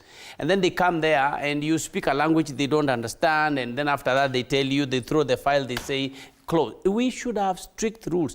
With the AI age, with the improved technology. Social media. We should. You see, people are always talking about accountability of the judiciary. How are these judges accountable? How does somebody come to you and say, my cows have been stolen, but you actually tell him your cows have not been stolen because you have not proved it. So we need to have a standard, and this happens in developed economies. You are sure that your judgment, like in the small claims court, if I give that example, within 60 days you must deliver judgment. So if in the High Court you don't have such rules, you are left to stay with a case from 1994. To date, it is in court. What answers are you going to bring? And generations have died and others have been born who are magistrates who were born the other day in 1990 are now listening to a case which started in 1980 or 1994 for that matter. So I think strict rules of conduct by judicial officers should be included in the judge's code of conduct to allow, so that at least we can have what we call uniformity of jurisprudence. And whereas judges cannot discuss their decisions once they have been made, and in the era of social media and the bashing, how does a judge defend themselves if there is such a situation whereas they don't have social media accounts, there is the Judicial Service Commission, there is the judiciary that speaks on their behalf because it is at the end of the day public interest and what they do. How does a judge navigate this? Maringa, I have written about this and I've said many times that judges speak through their pens. And that is why you'll notice that the leading proponents of this fight, or the so-called purge of the judiciary, have consistently used social media because they are aware, Maringa, that judges ordinarily don't have the opportunity to respond to them on social media. The judges speak through their decision, they speak through their judgment. But I think there is something more important about this era, or this era of the judiciary that we have. We have seen in the recent past, I think this is the first judiciary post-2010 where we have seen judges going on live TV shows, judges going on live radio shows and telling Kenyans what the judiciary is doing. But I think as far as defending themselves, unless a credible petition is presented before JSC, then that is when they are likely to defend themselves. I think it is wrong to then use social media to mount allegations. And another coin to this is that it also erodes public confidence in the judiciary, because if you make claims, for instance, and you see, Maringa, how this fight has been transmuting will amuse you, because it began by, we have evidence. There is bribery in the Supreme Court. We said, now, take that evidence to the JSC. Then, we have evidence JSC does not work. I mean, JSC protects judges. Now, when we waited for the petitions, and it was, we were promised thunder and hailstone, what came out was just the Supreme Court, you made this decision, you ought not to have interpreted the law this way, you ought not to have interpreted the law this way. So I think there is a deliberate tactic to use the social media to vilify judges, to ensure that, the public confidence in the judiciary is completely eroded. And I think I slightly disagree with my senior colleague when he says that the High Court ought not to have stayed the process of the JSC considering the complaints before it. In fact, to be particular, the High Court did not stop the manner of processing the complaints by JSC. We must first understand, the role of JSC is not an inquiry role. The Constitution is very clear. It talks about, considering the petition to see if it discloses a ground for removal. That is not an intense inquiry, because the role of an intense inquiry is with the tribunal. So they simply look at that. They simply look at this petition that has been brought before me or before us. Is it one that discloses a ground that is prima facie, on the face of it? Does it then disclose a ground that can warrant a process of forwarding it to the president for a tribunal to actually investigate the particular judicial officers? If it finds that it does not disclose, it dismisses the petition. If it finds that it discloses, then it transmits it for a tribunal. But I understand where the JS is also coming from, because the High Court has told us, we remember Justice Wasilwa went to the High Court, and one question that Justice Wasilwa wanted determined is whether the judiciary has capacity or mandate to even touch a complaint that is based on the merit of a decision, a judicial decision by a judicial officer. And what did the High Court tell us? The High Court told us, in the words of the court, that once the JSC looks at a petition and realizes that this petition is solely on the merit of a judicial decision, the JSC should drop it like a hot potato. I believe that is what they are doing. Yeah. So what I just wanted to say, Maringa, don't say that. Don't say that judges cannot have social media accounts. In fact, judges do have media accounts. Those who want to be on Facebook, Twitter, or whichever, or Trump's, I don't know, it's called True or. No, but I didn't say they can't have. I said they can have, but I don't think they should use their social media accounts as a platform to defend themselves. And even George actually said, I'm trying to correct him, that the issue here is the judge is is limited to what he can discuss. He cannot, it's not, how can you discuss your own, writing, and it's not a symposium where you are discussing, trying to qualify your own article. These judges cannot actually speak, like he correctly points out. But then, and I think the judiciary must wake up. The judiciary must employ competent spokespersons. There is no need, there is no reason why they cannot do that. The Supreme Court should have their own spokesperson, the Court of Appeal should have their own spokesperson, and the High Court should have their own spokesperson, just like magistrates should have their own spokesperson, probably through the Kenya Union of Judges and Magistrates or something like that. They should have somebody who is not necessarily a judge, but can come out there and explain basic explanation in terms of when there are, people on social media, blasted the judges and all that. There should be somebody, in my view, and I've suggested this somewhere, that there should be spokespersons for the judiciary. There is no reason why we cannot, because these guys, you are attacking them like they are some lost morons, like they don't have, they have teeth. It's a very brilliant minds. You see some judges actually bring out very interesting jokes on their own social media accounts, and that's allowed. It's free speech. Yes. But we should have the Court of Appeal, Supreme Court and High Court, and the magistracy having spokespersons, people who can come and say, the judgment has been misunderstood, this is not what the judge means, this is what the judge means, but if you are not satisfied, you can proceed to the appeal. On the issue of, it's what I wanted to come in as you enter the home stretch, Ishmael, and you had alluded to it earlier, the absence of a Supreme Court bench. Assuming that they would be, removed from office, what are we looking at? And with the delays that we've seen, that have, precedences have been set before, what would this mean? Before I answer that question naively, the normal way, the real crafty approach by the proponents of trying to remove the Supreme Court is to create a vacuum. And people are looking for jobs. Others are looking to destabilize, the Supreme Court so that they can do a whole purge for the whole judiciary. And what we have forgotten is that we are all Kenyans and we come from the same mothers. There is nobody who is coming from the sky and he drops into the country. So the best way to do this, in my humble view, is to ensure that a problem that exists within maybe a certain courtroom or a certain judge is dealt with according to that problem. But in terms of if all judges were to be removed, of course, Maringa, that that will present a constitutional crisis, and it may take the longest time to resolve it. And I don't know who it benefits. You have seen how the IBC took the longest time to fix.